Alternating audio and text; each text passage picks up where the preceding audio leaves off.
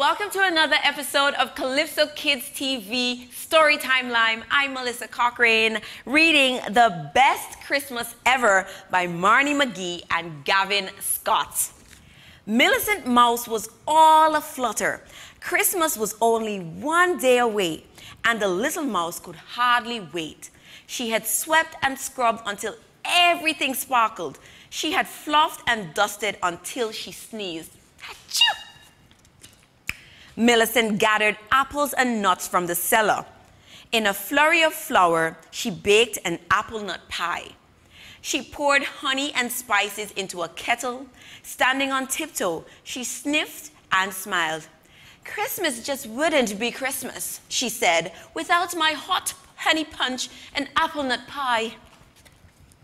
Millicent bundled up warm, then scampered out into the snow. Her black boots crunched as she walked to and fro, gathering lots and lots of ivy. "Christmas just wouldn't be Christmas," she puffed, "without fresh ivy for my wreath and berries to string on my tree." But instead of berries, Millicent found a baby hedgehog snoring softly in the snow.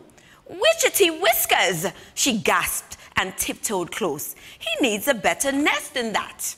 So she wove all of her ivy into a leafy blanket and gently tucked it around him. By the time Millicent had finished, the sky was growing dark. "Fiddle!" she fussed. "Too late to search for berries now."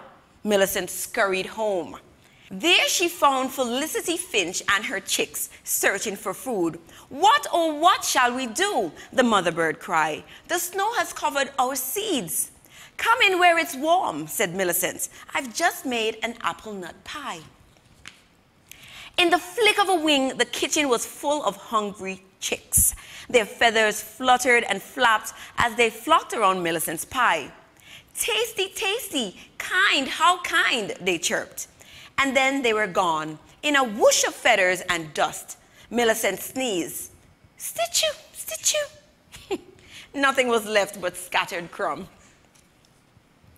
Millicent heard a knock at the door. "Fiddle," she muttered. "Whatever now?" "Berry cribbers, Millicent," said Gabriel Skunk. "I brog you a present, perfume." "Perfume," said Millicent, hiding a smile. "Why, thank you." Gabriel dabbed at his nose. "I have a terrible cold." "Try my hot honey punch," she said. "It's very good for a terrible cold." Gabriel lifted the kettle and drank every drop. "Thanks," he said, and ambled off home. Millicent looked all around. "It looks as if a storm has hit. Every dish is dirty. My pie and my punch are gobbled and gone. I have no ivy for my wreath, no berries for my tree. Witchetty whiskers! How can Christmas be Christmas now?" Then Millicent smiled. "At least I have my perfume." "Perfume from a skunk," she giggled, and bustled off to bed.